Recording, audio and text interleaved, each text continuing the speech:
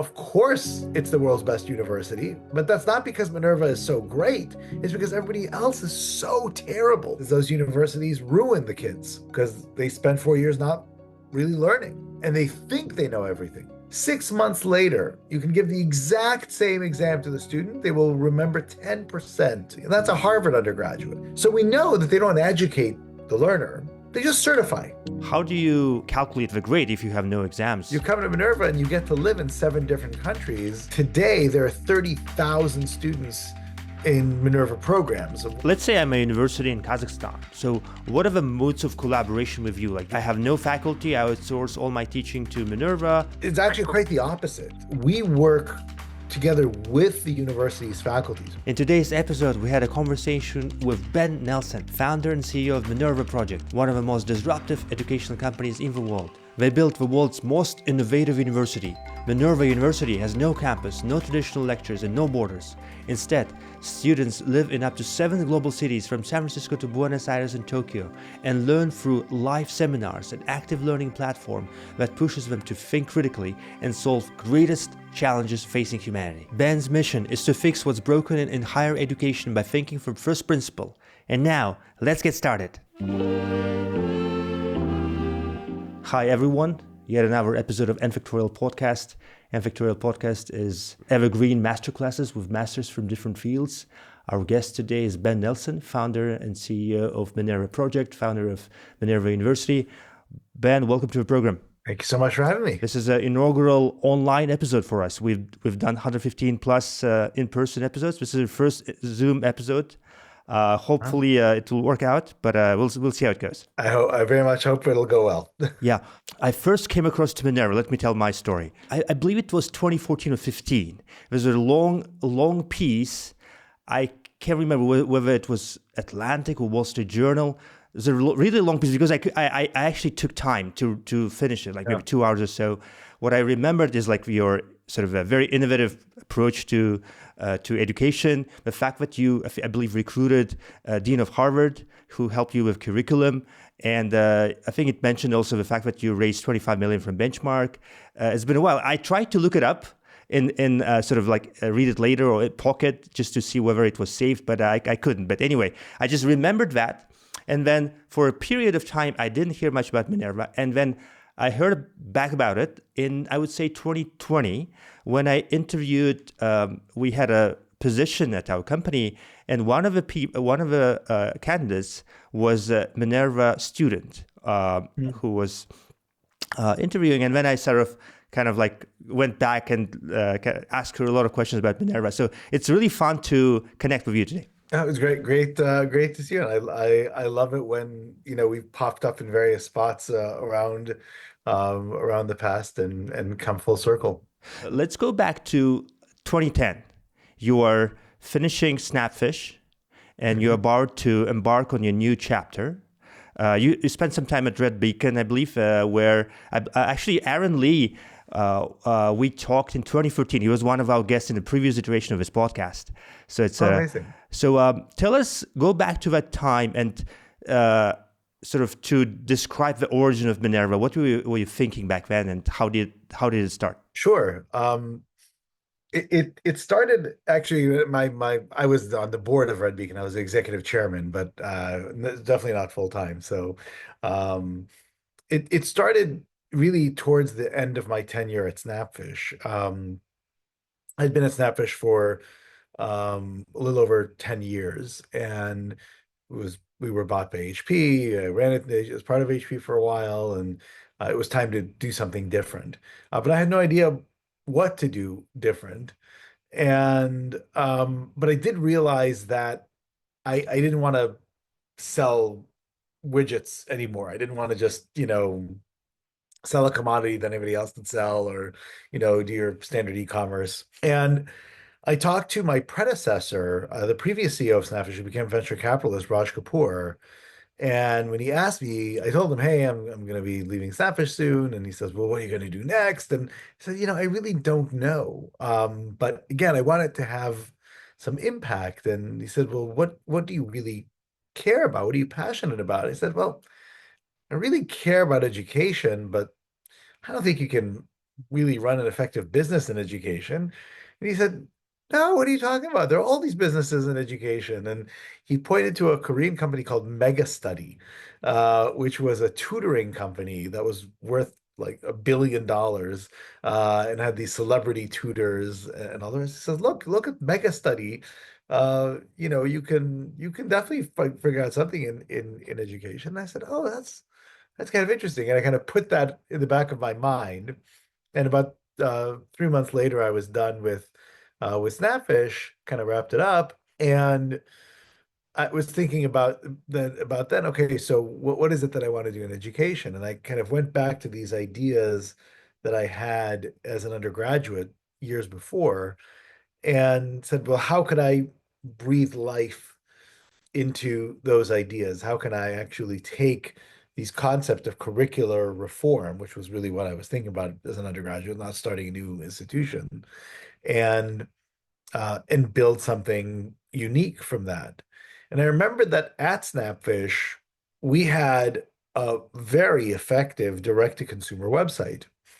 And because we were so effective, big incumbents, retailers who had been in the photo finishing business for years and were much, much larger than we were, but much smaller than we were online, they came to us and they said, hey, you're very successful with these, with consumers. Can you build us a website for our company?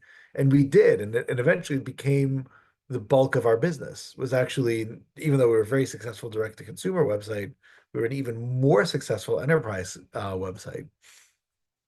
And that was kind of my aha moment. I said, well, if if I want to really reform the higher education sector and eventually the secondary education sector, what better way to do that than by being successful at educating students directly?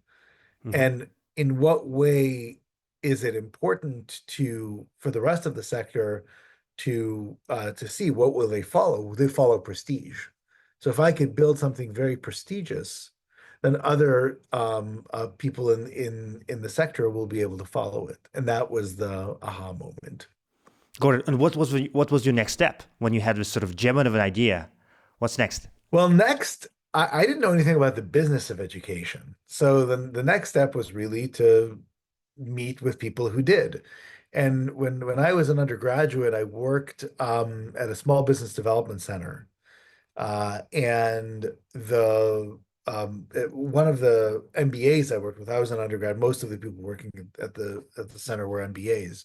One of the MBAs was actually doing a JD MBA. His name was Phil Bronner, and Phil became a venture capitalist and was one of the very first checks into what was then known as Tutor, what is now known as 2U, Hmm. um, and which became at the time kind of a large and successful back then education company. So I called Phil. He was my first call, and I said, "Hey, I've been noodling about this crazy idea, start like the world's greatest university, then have the rest of the sector follow. What do you think?" And he, like everybody, thought it was crazy, but he encouraged me. He said, "You know what? You should go and pursue it. It's a bold idea. You should try that out." And that was kind of the end of August, beginning of September of 2010. And that's really when I started. It was just that kernel of an idea, and that's where it went. And it was just meeting people, getting to talk to them. The next 4 months were really about learning how it is that the business of higher education works. And you launched Minerva University, the first iteration of it in 2011. Describe what it looked like back then. Well, I mean, in 2011, I started just, after I spent my 4 months in 2010 just understanding the sector. In 2011, I started working on it. So I started, building the business model. I incorporated the entity. I incorporated Minerva. Was it a Uh, nonprofit? no, no, it was a corporation. It was a Got it. regular corporation. Because the Minerva project was the company that would then build Minerva University, which was the nonprofit. So the university was always a nonprofit, but the corporation that built it was a regular corporation. And and I kind of put all of the ducks in order. So I incorporated the company. Larry Summers became the chair of the executive board. I was kind of testing the pitch. And then in 2012, I was then ready to do the real pitch. Larry was on board. The business plan was figured out. Was it That's was when it I was it difficult to convince him? no. Larry was actually I mean, it was one conversation. And we were scheduled to meet for half an hour. We met for an hour and 45 minutes. And at the end, he said I should be the chair of your advisory board. And I didn't have an advisory board. So, having so it was definitely kind of built around him. But that's when I realized that, I had what I needed from a social proof perspective, to have a real shot. And that's what led me to be able to go and pitch Benchmark. They agreed and they gave me the initial funding to start. And then I basically pitched Benchmark in January. By March, the money was in the bank. By April, we announced our existence. And by July, the first team member started. I didn't have a single employee until 3 months after the money hit the bank. So it was kind of a really interesting time when I was the only employee at Minerva, but then had, this insane amount of press and Larry and Benchmark and everything else. And then was off to the races. What was your pitch to benchmark like? So VCs, they're looking for, a 100x return. Like, how did you convince them? Yeah, the pitch to Benchmark was very similar for the pitch in what we're doing now, except I had a mistaken assumption when I pitched Benchmark initially, which was that the core university, despite the fact that it was built as a nonprofit and all the rest, because it had no buildings, because it had no infrastructure, because, professors worked from their homes. This was well before COVID. So it was kind of a crazy idea at the time that, and so we would be able to charge so much less than an Ivy League university, which of course we did, that, you know, for a poor student, it wouldn't make much of a difference because they can't afford us. They can't afford, a really prestigious university. For a billionaire, it doesn't matter because the cost of university is irrelevant. But for an upper middle class, lower upper class student, they would just flock to us, right? So even though we would have, of course, some poor students, we'd raise money and scholarship for them, and of course, we would have some rich students that wanted the better value proposition and just the better education. We would just hit that sweet spot, and we would just be flooded with really smart, really high quality students from that particular demographic. And so I said, look, and of course it'll take a long time to influence the higher education market, to influence the high school market, et cetera. And that's where all the giant return is going to be. But on the way to it, we'll be able to, build a business, and a good business, just on the direct to consumer, if you will, the direct to student operation. And that was the core mistaken assumption. And it was kind of an interesting analysis as to why it was a mistaken assumption, because in theory, um, it was a better value proposition, right? I mean, you could basically, you know, send your kid to get a vastly better education. And as a parent, you could buy yourself a car, buy the kid a car, and still save money. So, it seems like really like a no-brainer. But the reality is that we were looking for students based on merit and merit alone. And so we didn't advantage and we didn't pursue that demographic. We just looked for the best students. Correct. And the best students are not rich. They're not even the upper middle class. They're middle class. They're lower middle class. They're poor. That's where the vast of humanity is. And so what happened was the nonprofit institution was had to become even more selective because we looked at our student profile, they couldn't afford it. And if we scaled, we would have to raise so much money in scholarships, we would never be able to have escape velocity. So the pitch to benchmark was the same pitch we have now. Look, we built the world's greatest university. The brand is worth billions and billions of dollars, right? And then we use that to reform higher education at large. But in the interim, the direct university would be really big. Initially, I thought it would be on the size of an Ivy League university, 10,000 students or so, which is, roughly the size of a typical university, in which case it would have been, generating significant returns for the corporation that supplied the brand and the technology and the curriculum and everything else. Um, but that was very much not the way it turned out.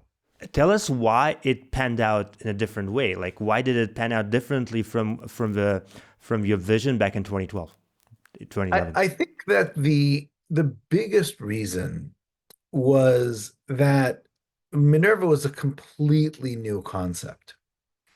And when you go and market something in the marketplace, um, you just don't get people's attention, right? So you have to pick what's the headline. And if you're really, really lucky, you get a sub-headline.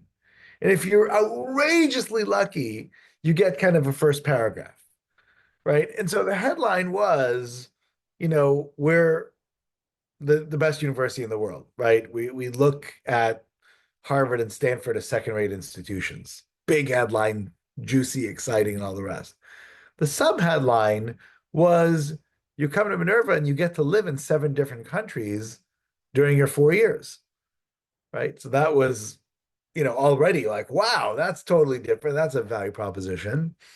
And then we said, oh, and by the way, which is actually the meat of it, we've completely rethought education. And eventually there was a 400-page book to explain how we rethought education, which is maybe half of the story, maybe now a third of the story of how we rethought it. So until you got to, oh, and by the way, it's this amazing deal, right? It was in nobody's consciousness. So we just weren't able to have the value, quote, the price value story prominently.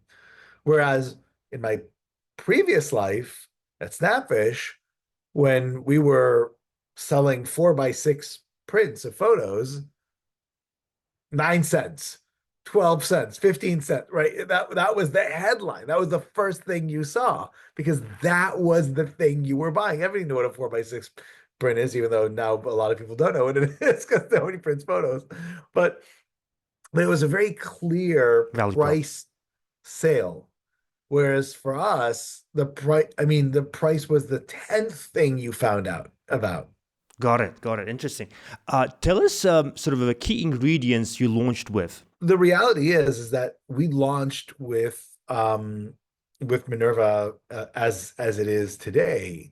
The big difference was that we launched with a pilot class. So the pilot class would do the first year curriculum, then they would take a year off. We would bring the rest of the first class the following year, and then in the next year they would merge. So that meant that we needed only one of our 7 locations, San Francisco. We only needed our freshman year curriculum, which was just 8 courses or 4 full year or 2 semester courses. And so we just needed to design that thing. Now, of course, we needed to design a technology platform, but we were still building it because it was a pilot class as they were taking things on it. So there was a lot of development while they were there. We of course had to build an admission system, but we could refine it because in the first year we didn't have a lot of applicants. We had, within 3 or 4 years, we had 10 times the number of applicants we did in our first year.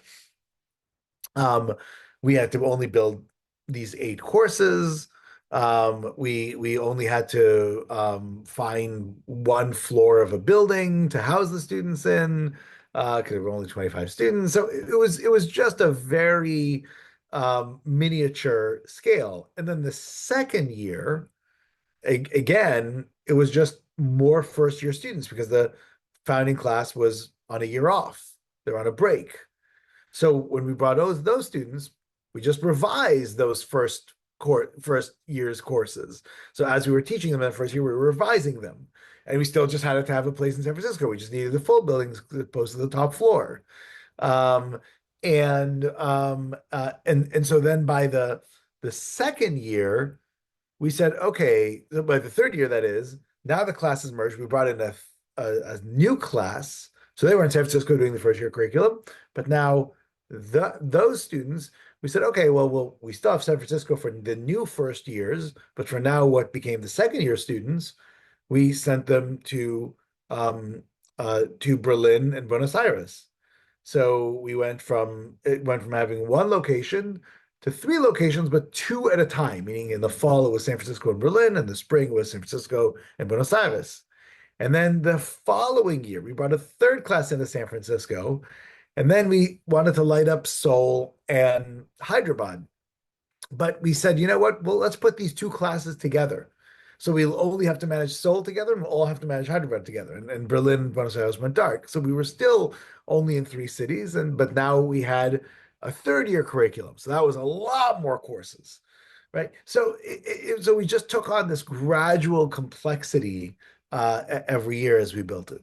Let's describe the sort of a key educational component of Minerva for those who are not familiar with Minerva. Like one thing I remember is that you have sort of a flip lectures, so the student, it's only sort of online seminars only, live. You study for the seminar beforehand. When you come to for a Correct. seminar, you greet it with a quiz. Then it's sort of a live discussion, and then it sort of ends with another quiz. Can you tell us more about this sort of the way it works? Sure. So the first principle of a Minerva education is what we refer to as fully active learning.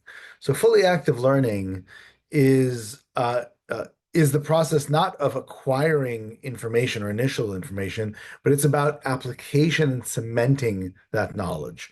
So that means that in our classroom, 100% of students have to be fully engaged with the learning objectives at least 75% of class time. So the professor is not transmitting information. They have to do that at home. As you said, it's a flipped classroom model. Um, but but they're actually being asked to process and apply what they've learned. So as you've said, when they come into class, they oftentimes have an opening question, an opening poll. They'll in between, we'll do surveys, we'll do breakouts, we'll do group discussions, workbooks. Um, we'll do simulations, debates, and then we'll sometimes end with a reflection question where they get to synthesize some of the things that they learned. So they're constantly applying, applying, applying, applying. And if they don't do the work at home, it doesn't work, right? Because then they show up to class and they're unprepared. And every class that we offer, we assess the students. So we see how it is that they're applying what it is that they've learned. So it's constant assessment, constant feedback. And so we just don't give these students the option not to read. So that's kind of the first component of a Minerva education, which is this idea of fully active So learning. so being idle for 4 months and then just cramming for an exam the night before doesn't work here. Correct. Not allowed. But you wouldn't make it halfway through the semester. You wouldn't make it past the first 2 or 3 weeks without doing your work. Got it. Do you have semester projects? Any other sort of Yeah. mhm. Yeah, we do semester projects. In our first year, the students actually integrate their four courses and they do one big project that covers the topics from all of the courses. Um, so there's all sorts of, applications. There are no tests. In some ways, every class is a test, if you will. But it's all based on formative feedback as opposed to these one-time artificial summative feedback. Are you measuring the talking time for every student to sort of got it? Correct. Yeah, and we make sure that every student participates. The technology platform ensures that the professor knows how to engage every student that may or may not be engaged. So yes, very much deeply involved. Tell us about the different specializations, the majors you're offering. Yeah, and so from a curricular perspective, that's probably the second big uh, difference in a Minerva education, is that the curriculum is always based on systems thinking. So no matter what it is that a student will eventually study, they are getting trained to be systems thinkers. So they go through a foundational curriculum that gives them an intellectual language, a language that they're going to use really for the rest of their lives. And they then apply that to whatever it is that they study. At Minerva University, we broke down the university into five broad study areas. We refer to as five colleges. And they sound very traditional: computational science, natural science, social sciences, arts and humanities, business. It's as the five. But within them, in each one of these five areas, there are six different interdisciplinary concentrations and ones that look at real world jobs or roles uh, or areas of inquiry as opposed to academic departments, right? So, for example, in our business major, we constructed it such that you can effectively learn to be a brand manager, you can learn to be a CFO, you can learn to be a chief operating officer, a head of operations, or you can learn to be a startup founder, or you could learn how to grow a company, or focus on running a mature company, right? And so there are these different types of slices into the study of business. And of course, you can apply one in different stages and different jobs, etc. But it gives you kind of a real lens of what real business is like, or working in the business world is like. And that's, of course, after everybody does a business curriculum that is joint, no matter what you concentrate in, on top of the systems thinking curriculum. So that's an example of the change. Now, in other Minerva implementations, we build Minerva programs at many other universities around the world. We'll do different kinds of programs. So we've done programs in sustainability. We've done programs in triple bottom line businesses. We've done programs in classical liberal economics, etc. So it really depends on what it is that our partner institution would like to teach at the upper level. You have sort of pass failure in year one, but when you have actual grades, how do you calculate the grade if you have no exams, no tests? Yeah, so the assessment mechanism, that's really the third big difference between, or the third key pillar of a Minerva philosophy, is really quite radical.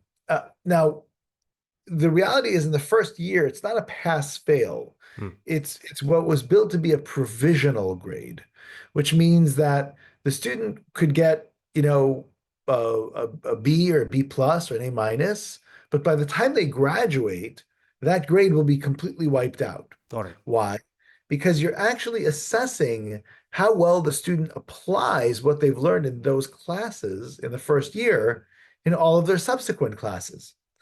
And so you wind up getting a much richer view, not just of how deeply somebody knows something, but far more importantly, about how broadly they can apply it.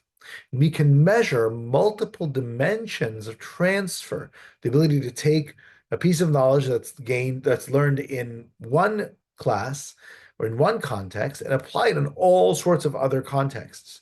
And we measure the distance of that. And so assessments are quite different in Minerva programs than they are in traditional programs. In traditional programs, your professor will give you an exam or give you a summative assessment. They will decide what is an A, a B, a C, and they'll give you that grade. And what one professor thinks is an A has nothing to do with what another professor thinks is an A, or a B or a C. In a Minerva program, you're getting constant feedback on the same learning objectives throughout the curriculum, as well as individual learning objectives in every given class. And the professor assesses them using rubrics, but the institution generates the grade, which means that the threshold for an A minus in one class in one particular college is exactly the same as the threshold for an A minus in another college in another class.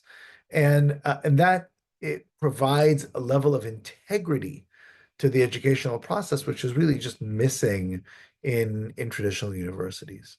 Any other key differences with traditional universities worth mentioning, apart from those three? So those are the three core tenets of our philosophy.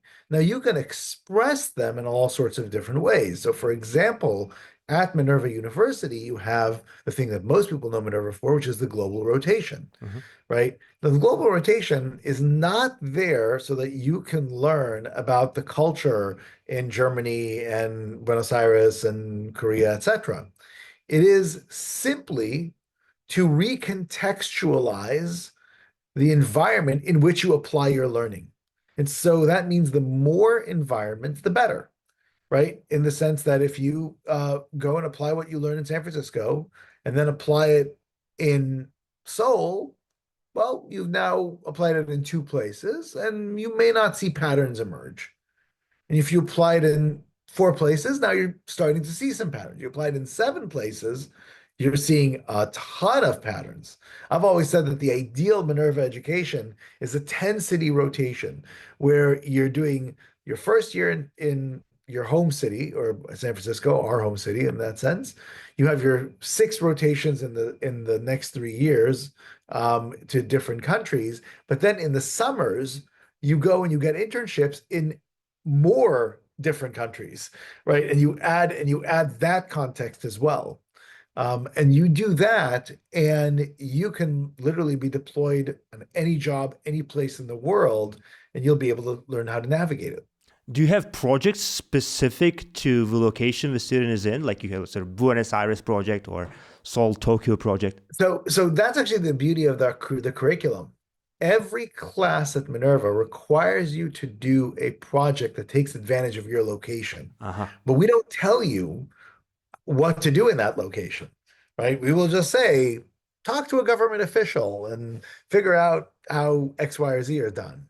Or go to a local institution of some kind and understand its architecture or what have you, right? And that's what makes sure that the students are integrated into where they are, but without having the rigidity where they have to be in one particular institution or really being told what it is that they need to do, where they've got a lot of freedom to choose where to apply what it is that they've learned. So you started scaling Minerva project globally, right? You have a collaboration with University in Peru. Tell us more about those collaborations and then sort of how you're planning to scale Minerva to hundreds of thousands of students. Yeah, absolutely. So as you mentioned, we are scaling Minerva to other institutions. We started working with them about 5 years ago now. We did a couple of experiments for a couple of years beforehand. And even though Minerva University only has about 600 students at any given time, today there are 30,000 students in Minerva programs of one kind or another. So you can see it's a pretty dramatic a scale shift. Right in 2014, we were 25 students. By 2019, we were 600, and now we're at 30,000. Right, so you can see the what that means to have that kind of ramp. And the way that we do it is that we preserve the three core uh, tenets, right? The tenets of making sure there's fully active learning, this interwoven curriculum, and an assessment system that's based on breadth of application, right? Those are the things that are immutable, that always are the same from one of our programs to another. But then the context is very, very different. The university you mentioned in Peru is a great example.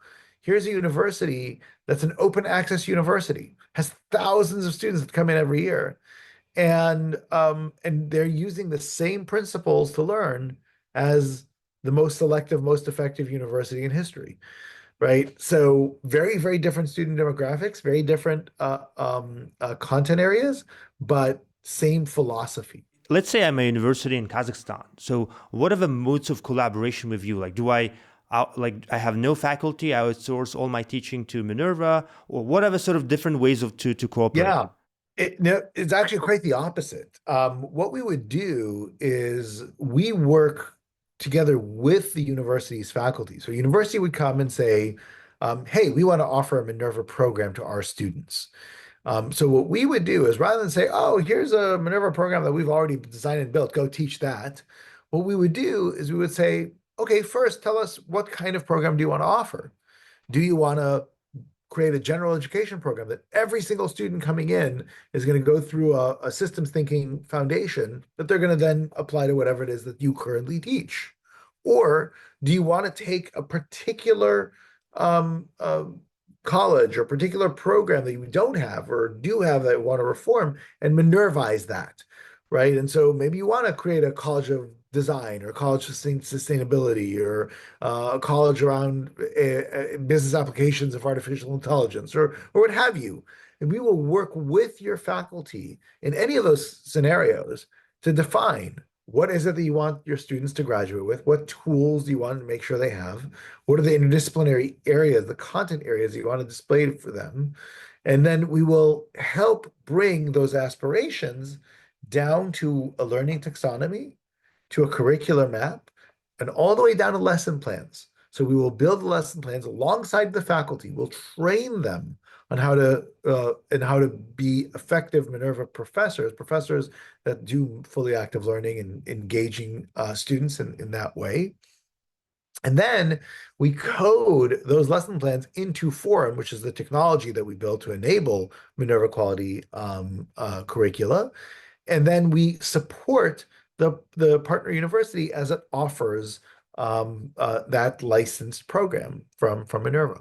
So Got that's it. how we engage. So everything is bespoke, everything is built to the university's specification. Now we have a slightly different approach when we work with high schools, because we also work with high schools, but there we did design a central curriculum called the Minerva Baccalaureate curriculum. And that is something which is much less expensive to implement because we don't redesign it for every high school. High schools are much smaller, they don't have as big budgets as universities. And then those programs can be offered by multiple high schools around the world. And we train their teachers and all the rest and allow them to offer Minerva Baccalaureate program.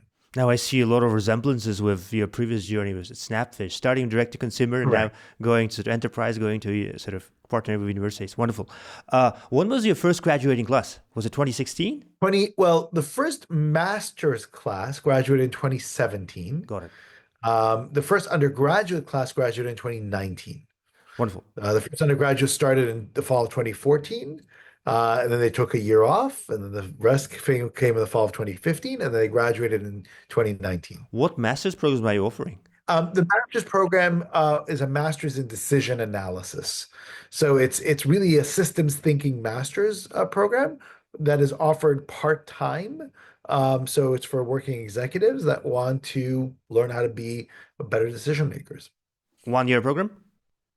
Um, when we first launched it, it was 1 year full time, and then we realized it was a little too intense, so we made it a 2 year part-time program so that you could continue to work, and it's done remotely, so anybody from anywhere in the world can take it. Are you still in touch with sort of your first 2019 undergraduate class? Where are they? Where Oh, are very they? much so. Sort of tell us more about some of the alumni stories. What are the students up to? Oh, sure. We have just amazing graduates. The first class was only about 100 students, a little over 100 students.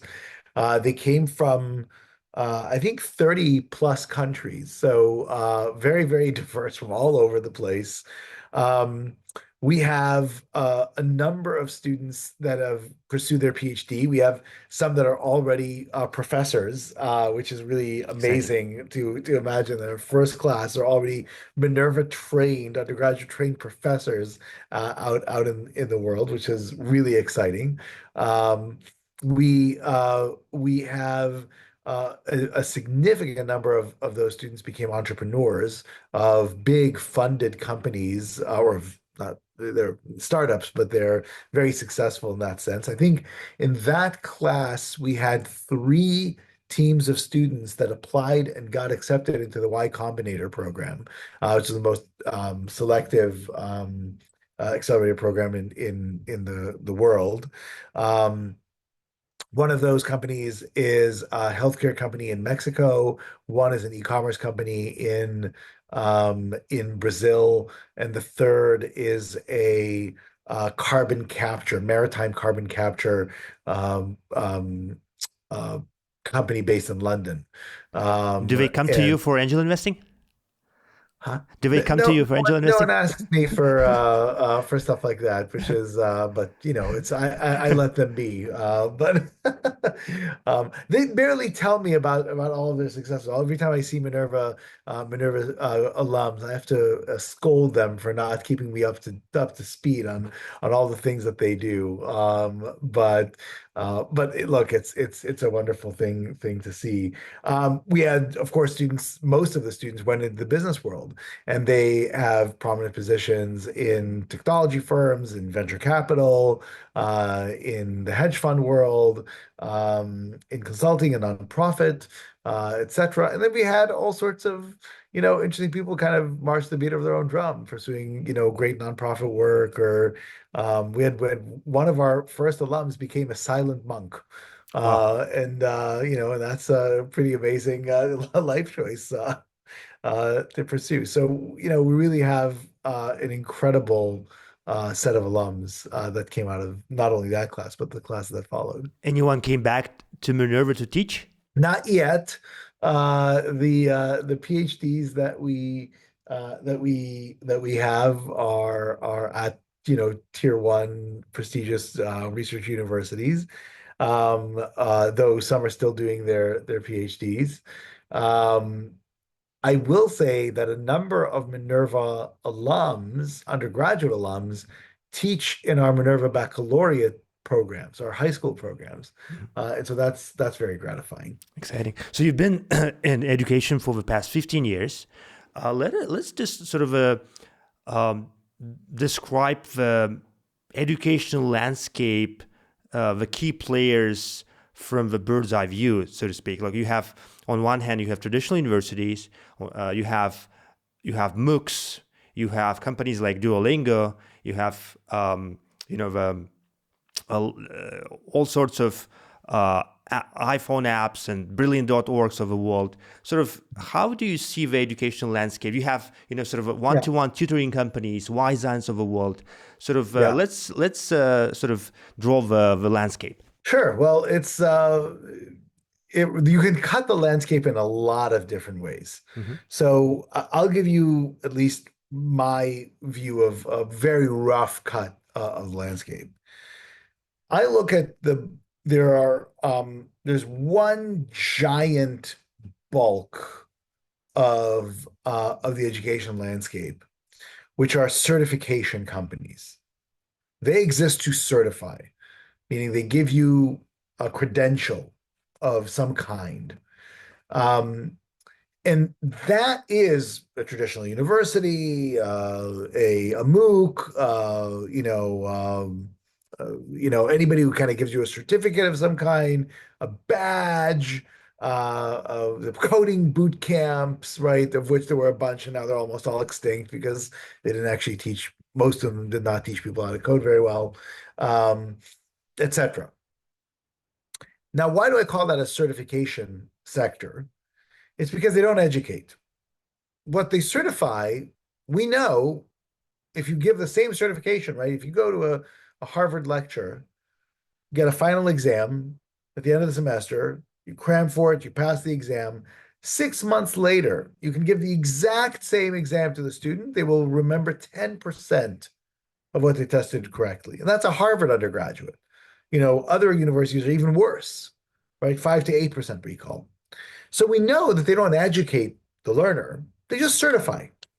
And what the MOOCs and a bunch of other people figured was, wait, if no one learns anything, they just pay money and they get a certification.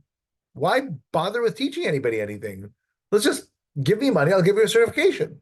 And so you get a giant diploma mill industry, Uh-huh. right? And that giant diploma mill industry is, again, it's not an educational industry, but it is a certification industry. Now, that industry needs a lot of support. And so, underneath that mass of certifiers, are all sorts of service providers that serve that conglomerate, right? Mhm. Some of them build tools for those institutions. Some of them will help students cram to get the certification, not to learn, right, but just to pass the certification. Others wind up showing up in different forms of certification, right? So, for example, one of the most fascinating things in the United States, in order to become a lawyer, you have to pass a bar exam in one of the 50 states. Now, law school does not train you for the bar at all. So students have to go through an undergraduate degree, 4 years, then 3 years of law school. Then they have to pay a private company called the Barbary to put them through a multi-month course to teach them how to pass the bar exam. Right. So that's another fascinating thing. Here, there's the Bar Association runs the exam, but some other company trains you to pass that exam. It doesn't teach you the law. It just teaches you how to pass the exam because not that you supposedly learn something about the law in law school, but again, you forget most of that stuff. So it's a very strange mix of the certification sector and those who serve them. Then there are education enterprises. And education companies and enterprises are much fewer and far between, right? And I'm talking about this in the higher education sector, right? Duolingo, you can think about as higher education, you can think about as primary, secondary, depending on how you use it. But Duolingo's job is to teach you a language, right? So you're not getting a certification. Sure, Duolingo will give you some random badges and we'll have an owl, we'll kill its owl, who knows what it does with it. But it the purpose is for you to be able to speak the language. Some people say Duolingo is fantastic. Some people say it doesn't work. Language learning is not my field. I can't comment on it. But there's a whole bunch of these types of education apps or services, right, that help you learn foreign language, whether it be learning English if you're not a native English speaker. VIP Kid is a great example of an English speaking company or a company that teaches students how to speak English with live tutoring and a bunch of AI. Duolingo, etc. Some ones in the more elementary or middle school that teach you math and things like that. There are education companies that are supplemented into schools, for example, right? So, for example, there's an amazing company called Prisms, which does virtual reality math and science education and truly teaches students in middle and high school math and science, right? And therefore, it provides an education company that is worked through the traditional schooling system. Um, and of course, there's Minerva is a little bit unique in that sense, but we're an education company that both has our own education institution, but build our own education institution, but also that helps what we refer to as certification institutions become education institutions.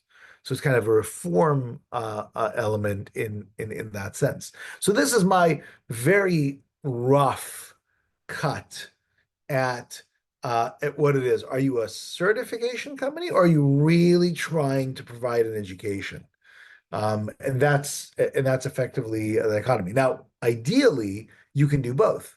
You can provide a real education and certify that you're getting that education, right? And so one of the reasons that we work through traditional educational institutions is to make sure that the learner both gets the certification, the formal one, as well as the education. Yeah, so what you're hinting on is that education is a bundle which has sort of a liberal arts education, technical education, the alumni network, credentials, dating scene, I don't know, co-living, sort of the prestige, the Absolutely. insurance policy against unemployment, and sort of different companies, they take one dimension and sort of like focus on that. Some Correct. companies are combining them. Yeah, yeah. Correct. Vast, vast ecosystems underneath. If you were to start a tech company with a goal to serve 100 million customers, what company would you start? If I were to start a brand new uh, uh, um, company that would be in the EdTech space, Yes. let's call it, um, I would go directly at the certification market. If I was an entrepreneur, if I just wanted to make money.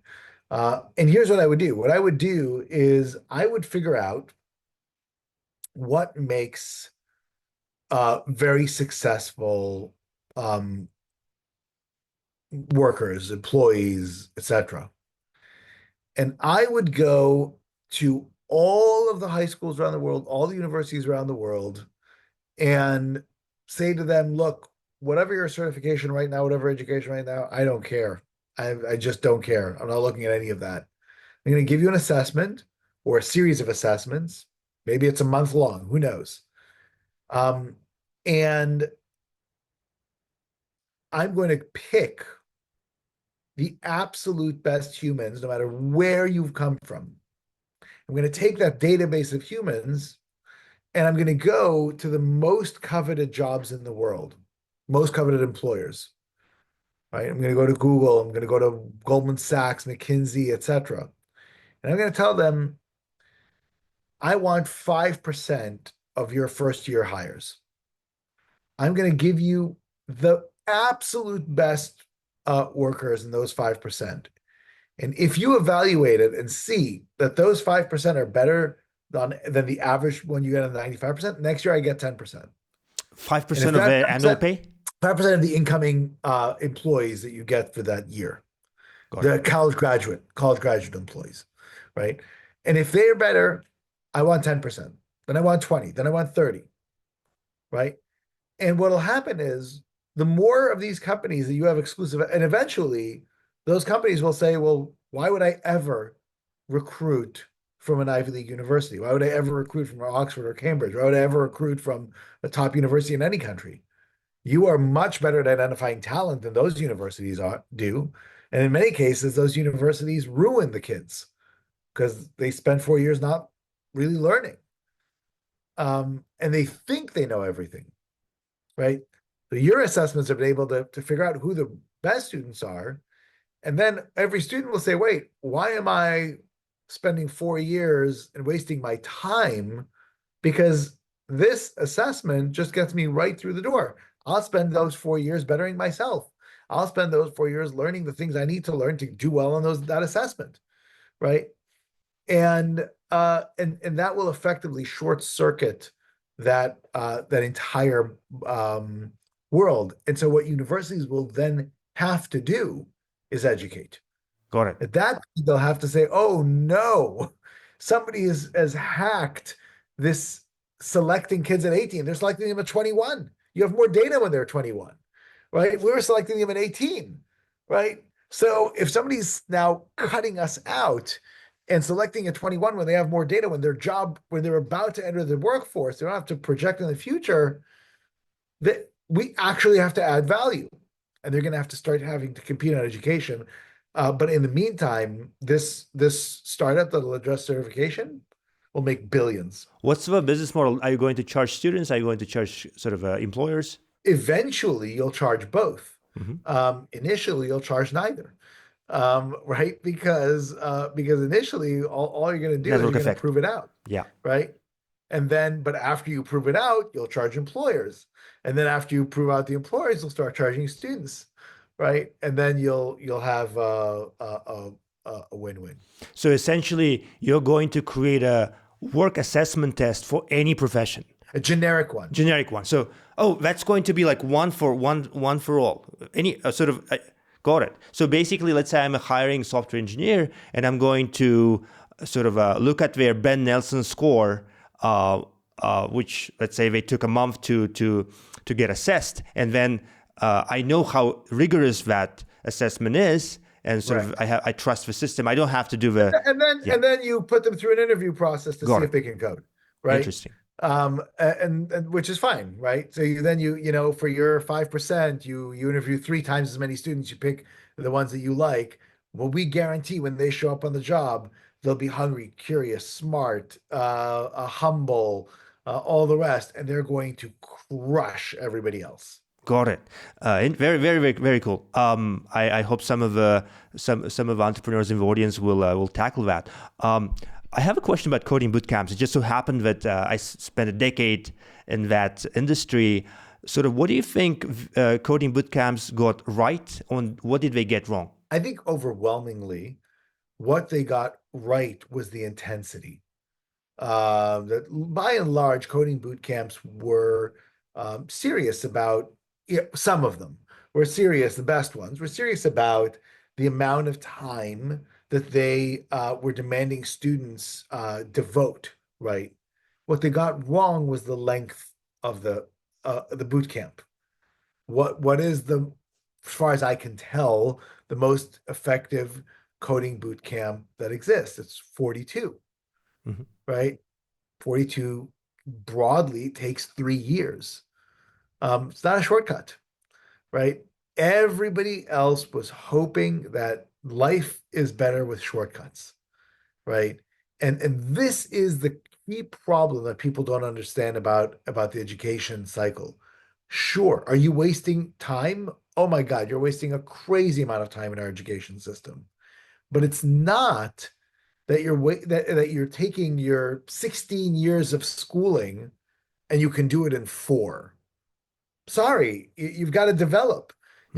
You've got to repeat. The gray matter doesn't get processed any faster. What you're wasting time on is the nonsense you have students do during those 16 years. Can you do those 16 years in 12? Of course you can. Can you shave, 25% off? Yes, no question, right? But what you need to do is have an intensity, right, with spaced deliberate practice, right? And make sure that that is continuing. And so to me, that was you know, everybody wants the silver bullet. Right. And silver bullet, and we don't live in a world of werewolves. You got to actually do the work. If you were to minimize sort of coding bootcamps, what else would you do apart from sort of length of the duration? Well, I would also make it a much broader education, Hmm. right? I believe that the best employees in almost uh, um, any field are ones that look beyond their narrow job, look beyond their narrow field, that have a broader sense and can make connections and bring them in. And I just firmly believe that having somebody that has that breadth of background is critical for them to progress in their depth. So AI is a big talk in town. Tell us how AI is going to change education. You have AI tutors.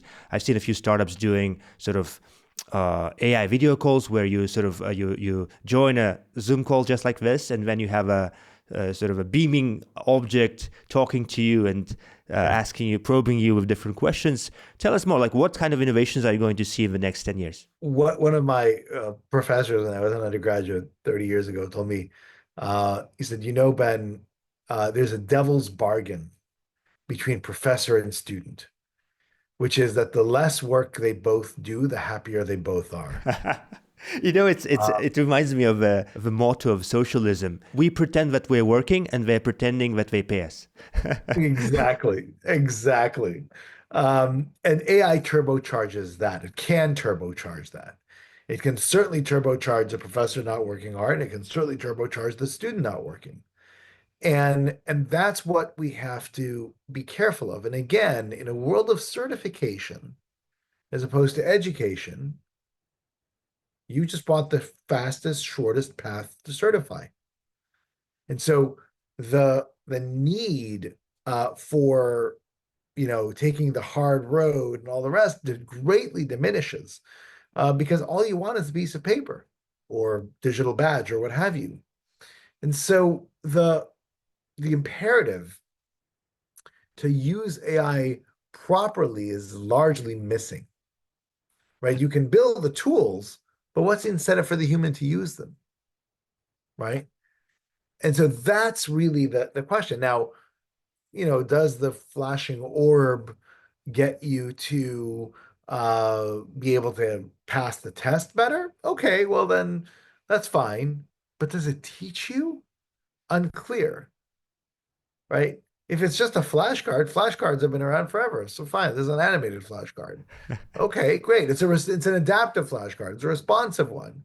Great. So rather than relying on your dorm rate to quiz you and go back, now the AI does it better. Now you're better prepared for the test. You pass it at a higher rate and you forget it at the same rate. That's not going to help society, right? That's going to help students, be more efficient in cramming and passing tests.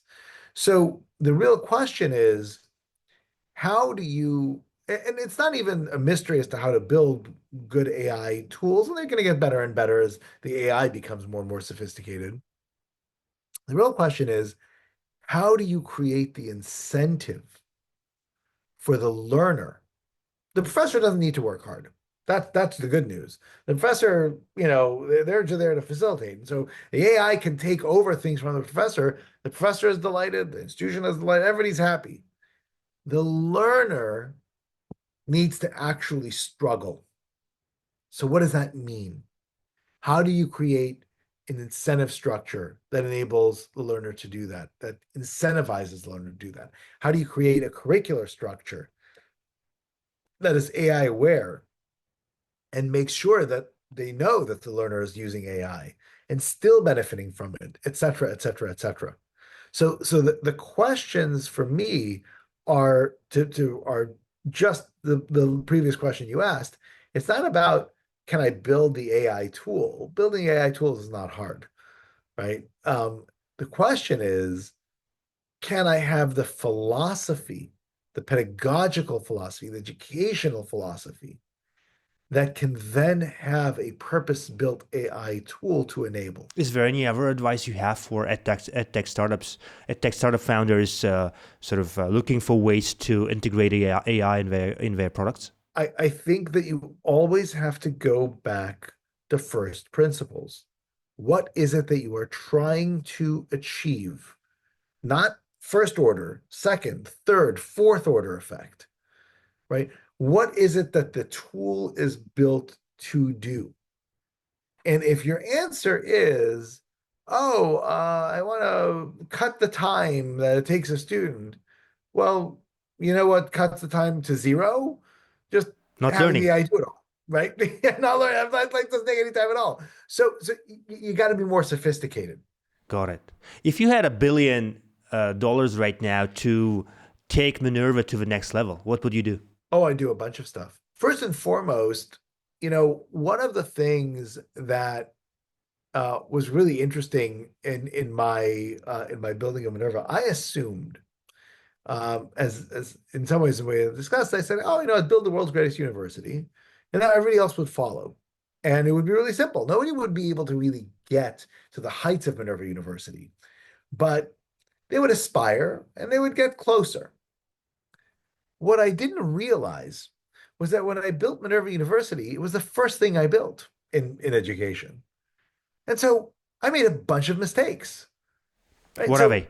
yes, of course, it's the world's best university, but that's not because Minerva is so great. It's because everybody else is so terrible, right? But we've learned so much about what to do and how to do it better that the first thing I would do is I'd build the next version, right? If I had $1 billion, it'd be easy to rebuild Minerva University, to make it what we know now works, and even now it can't do, right? Because it needs to be retooled and rethought, etc. And do another leapfrog, another order of magnitude, even though barely any institution in the world has caught up to where Minerva was 10 years ago, right? The reality is that we know how to build institutions that are vastly more effective now than what we initially built. And so that would be one thing. The second thing I would do is I would use real significant pressure in order to institute massive curricular reform.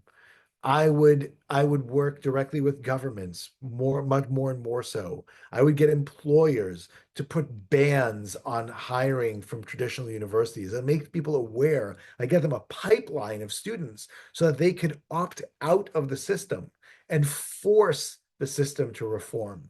And so that's what I would do. I would build the next generation from kind of from a holistic perspective, and I would kind of accelerate the market demand for that solution. What's your advice for startups who are just starting their journeys, sort of startup founders who are only starting their journeys in education? So you've done it for 15 years. Sort of, what's your advice to your younger self and to the new entrepreneurs entering the field? When I started Minerva, I was 35 years old.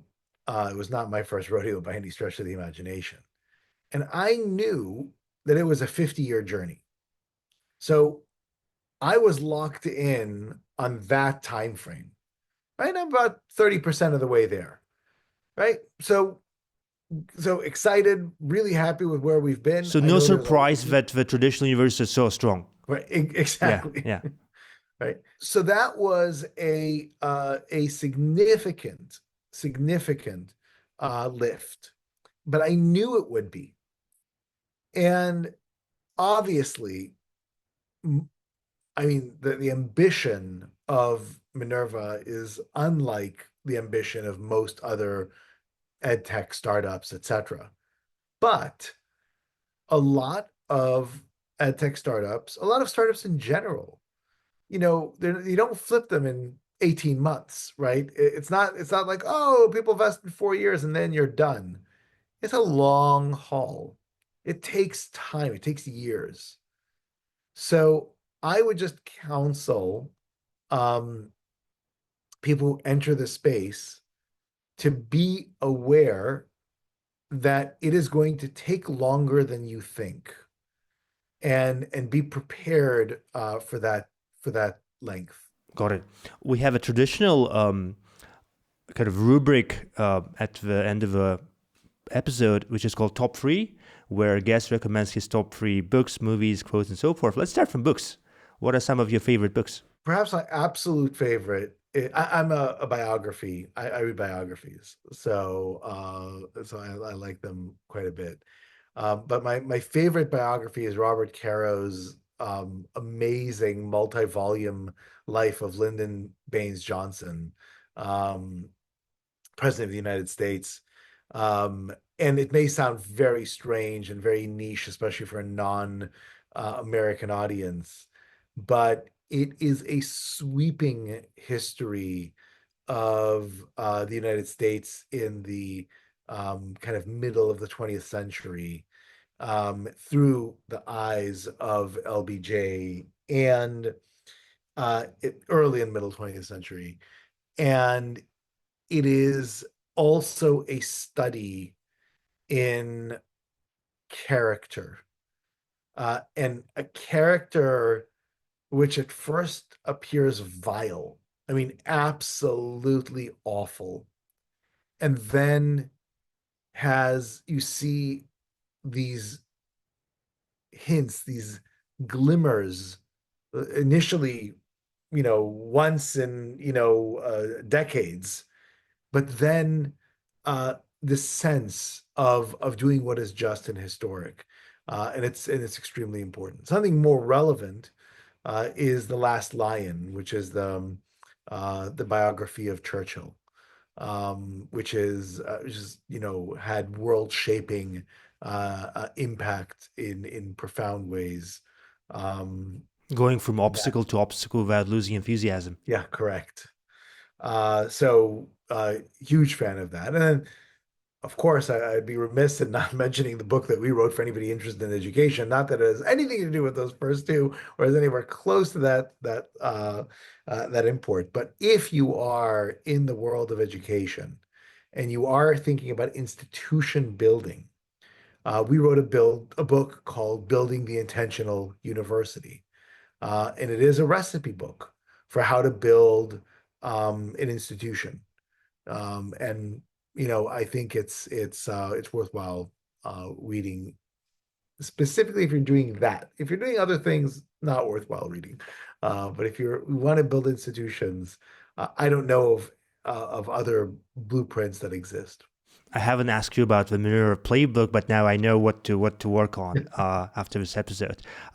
Let's talk about your favorite movies, documentaries. Well, my absolute favorite movie of all time is The Life of Brian, Monty Python. If anybody wants to understand the Middle East, especially Israel and Palestine and everything else, a bunch of WASPs in the 1970s in Britain got it right, and no one has ever been able to analyze it as well before or since. So I would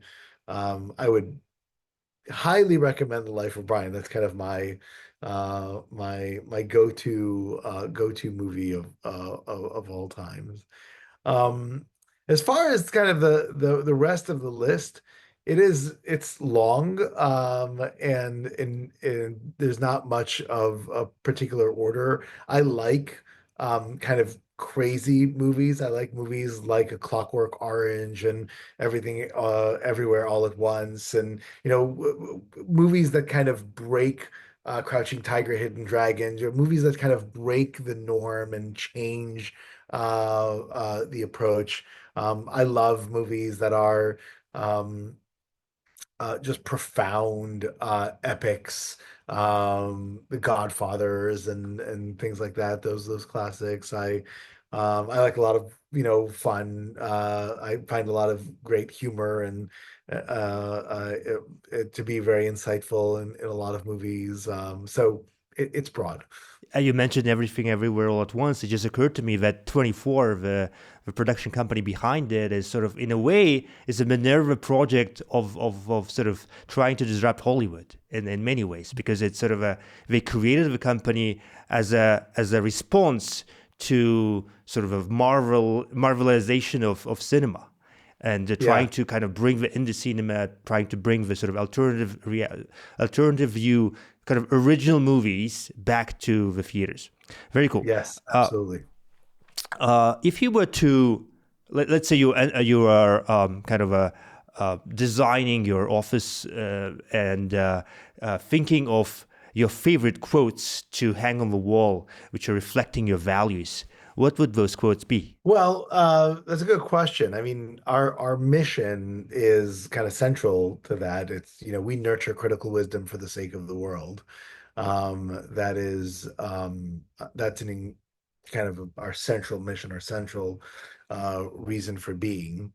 I remember when I grew up, there were kind of some core tenets that I was taught growing up from my mother and father.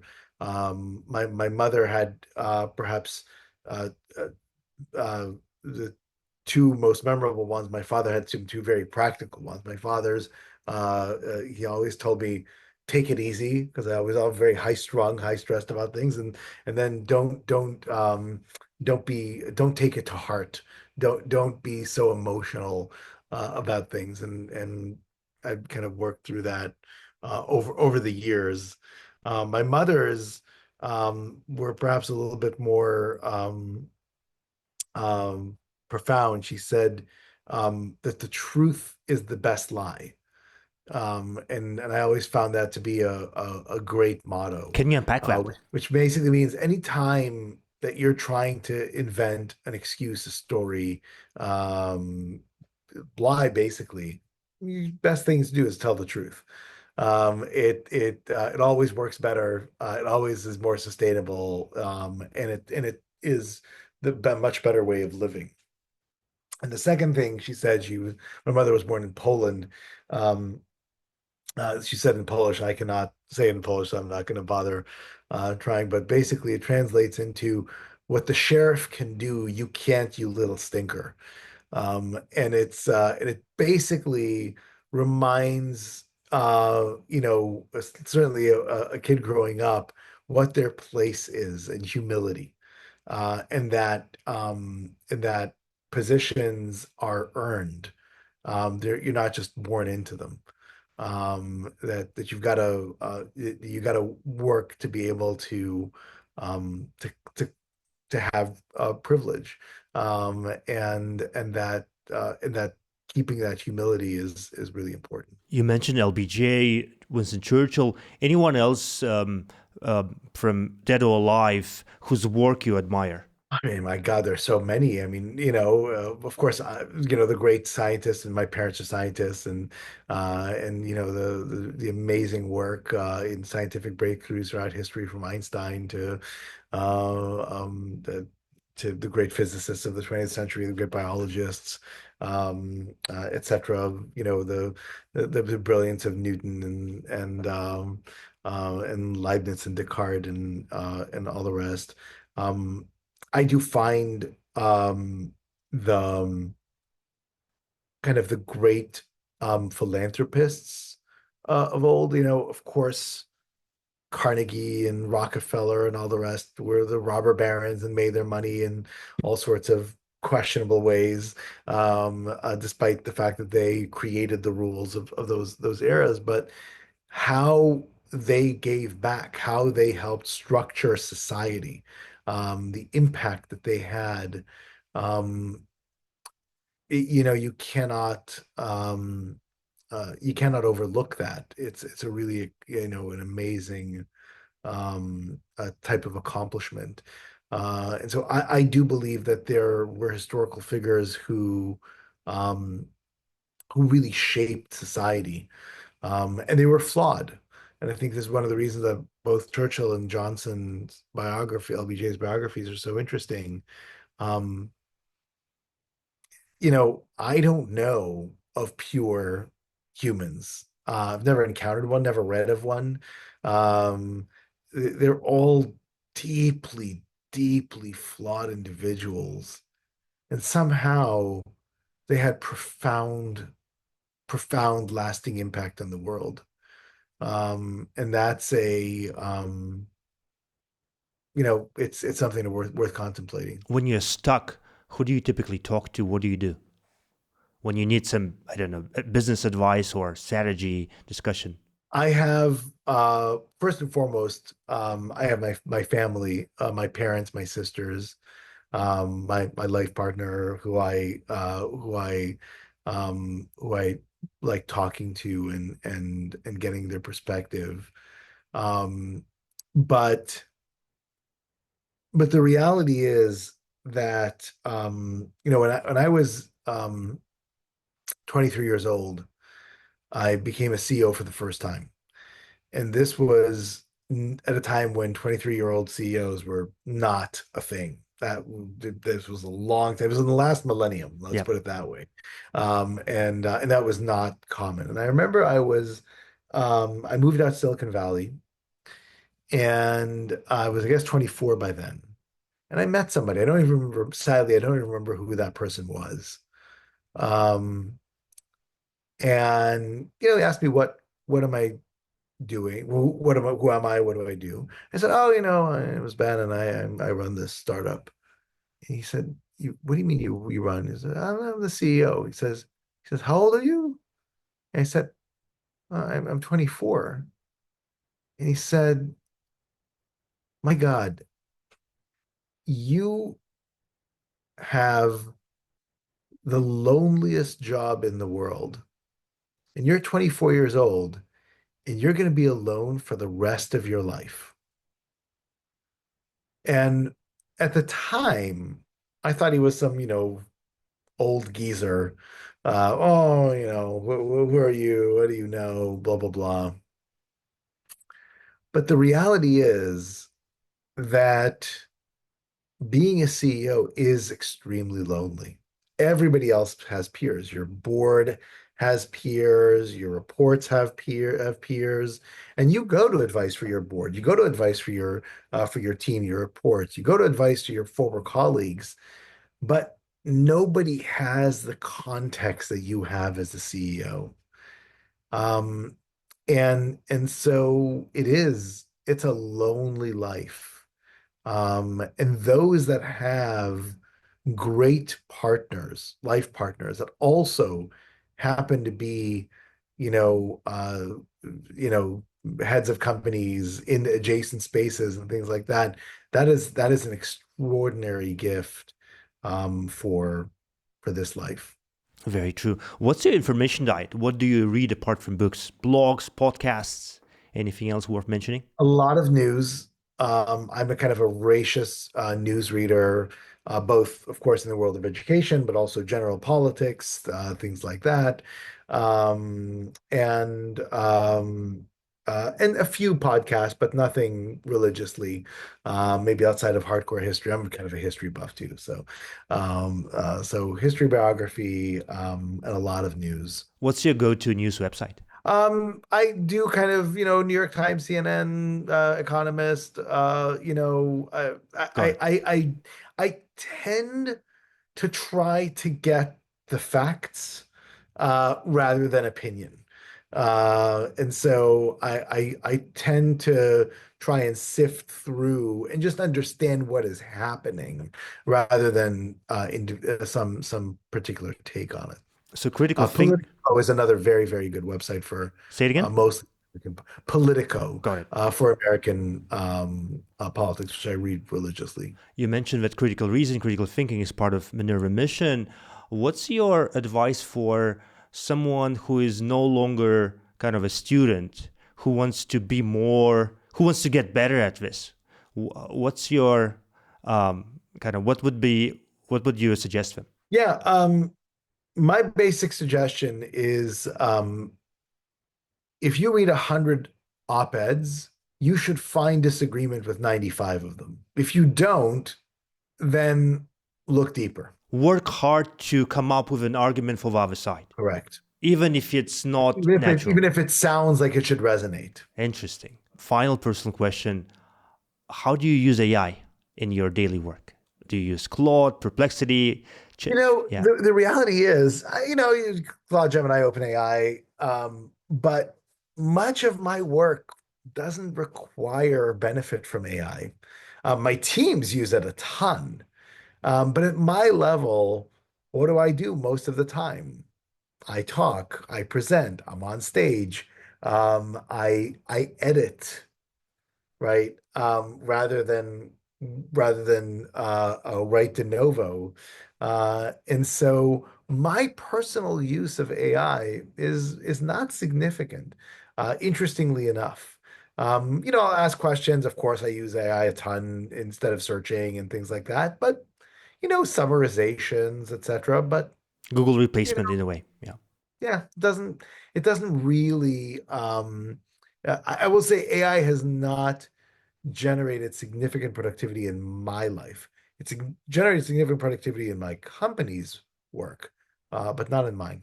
What's one message you would want audience to take from this discussion, from this conversation? If there's one message, um, it is pause and look deeper. Don't take things at face value. There's always more to be seen. And we oftentimes, I'm very guilty of this myself. We move quickly.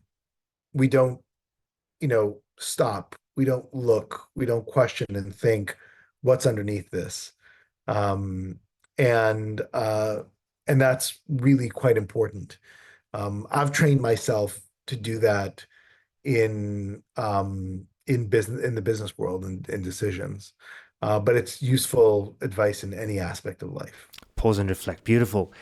And the final one, the closing this episode, um, what would be your question to the audience, so that and people can, I don't know, maybe write essays or as an answer to your prompt in the comments to this video. I'll ask you the same question I asked myself at 34, which led me to Minerva, which is look at the body of work that you have done recently, what you're working on right now. If you fail, would the world be any different? If you succeed, will the world be any different? Will somebody else basically offer the product, service, etc., that you're going after? And if so, is that how you want to spend your time? Thank you. Ben Nelson, Minerva Project. Be so good we cannot ignore you.